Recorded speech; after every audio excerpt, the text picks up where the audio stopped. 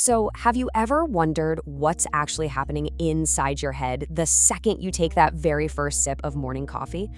Or, on the extreme end of the spectrum, what happens when powerful illicit substances completely hijack your brain's hidden chemical world? Well, welcome to this explainer. Today, we're diving into the purely biological breakdown of how everyday routines and extreme toxins alike alter our consciousness. I'm absolutely pumped to guide you through this, so let's get right into the chemistry of the human mind. Okay, let's look at our roadmap. We're going to break this down logically. First, we'll cover the brain and chemical effects in general. Then speed things up with stimulants, hit the brakes with depressants, warp reality with hallucinogens, look specifically at the artificial flood of MDMA, and finally, tally up the ultimate cost of these chemical cycles. Right, starting off with Section 1, the brain and chemical effects.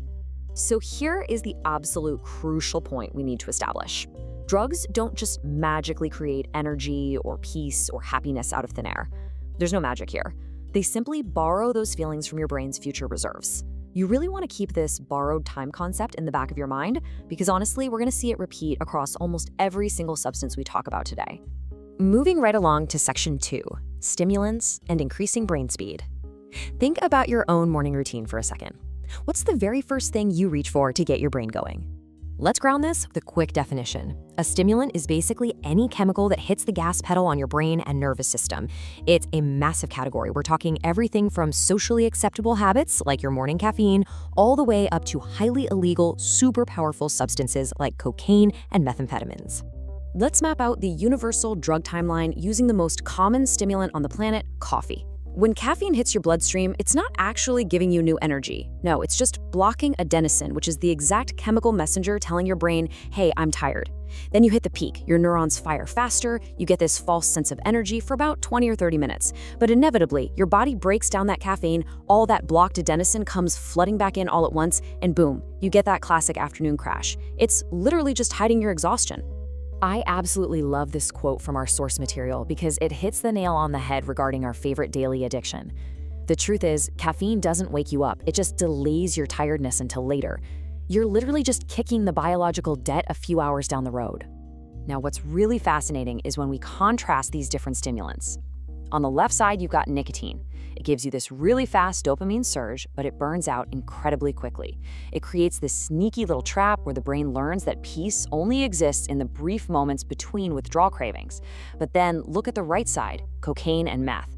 These are aggressive neurochemical supercharges. They flood the brain with massive amounts of dopamine and adrenaline, creating this instant, godlike euphoria. But because they violently burn through your brain's entire supply of pleasure chemicals, the crash is absolutely brutal. We're talking severe depression and paranoia. All right, on to Section 3, depressants, slowing the nervous system. So what happens when chemicals hit the biological brakes instead of the gas?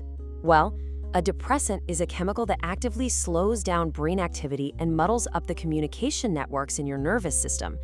This is a heavy-hitting category. It includes alcohol, prescription anxiety meds like benzodiazepines, which basically artificially boost your calming GABA chemicals, and highly addictive opioids like heroin and fentanyl.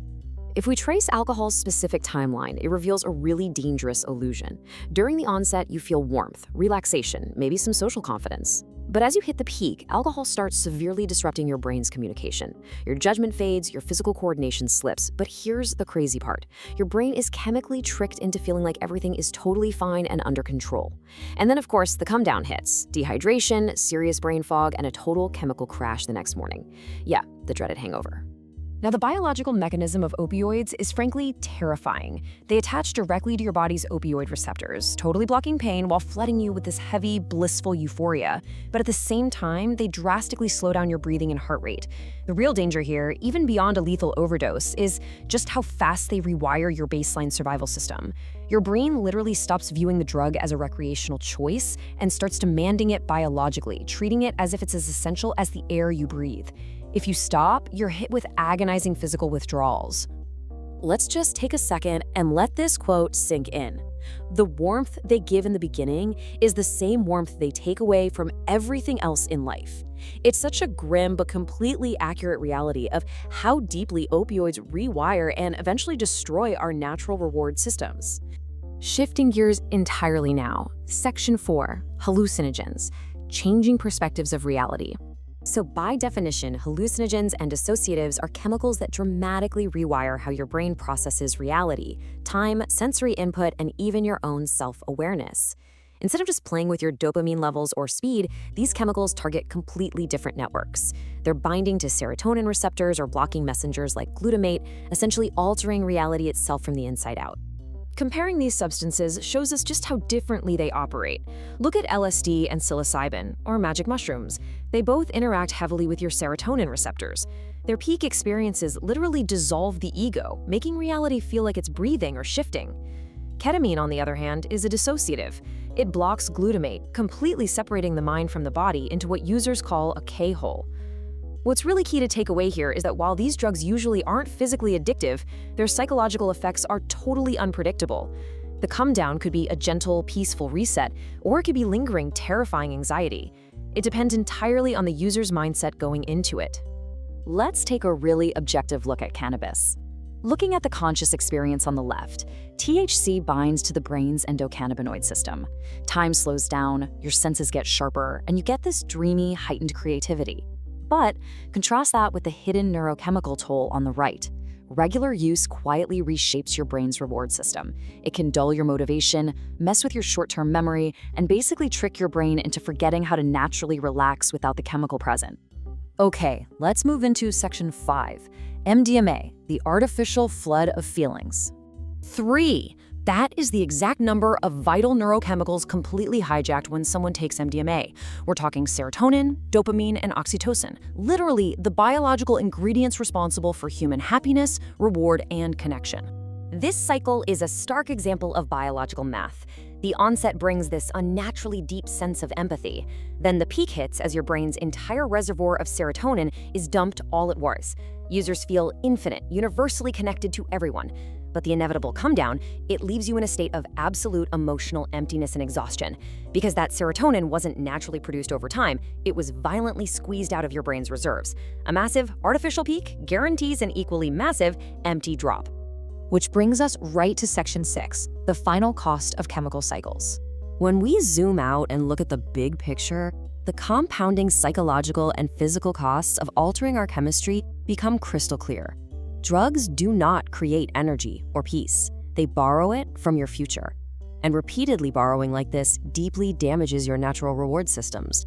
Your brain builds up a tolerance, demanding more and more of the toxin, just to reach a baseline level of normal. At the end of the day, physical addiction isn't about a lack of willpower. It's literally just the brain desperately trying to survive and find some kind of balance amidst constant chemical chaos. Let's circle back to our core motif with this incredibly powerful quote about methamphetamine, which is pretty much the ultimate example of destructive biological debt. Meth gives you energy that feels infinite until you realize it's stolen from your future self. So I want to leave you with one final thought to chew on. If everything we've looked at today proves that every single chemical high, whether it's from a completely normal cup of coffee or a dangerous illicit substance, is really just borrowing feelings from your future self, are you prepared to pay the biological debt? Thanks so much for joining me for this explainer on the chemistry of consciousness. Keep learning, stay curious, and I'll catch you next time.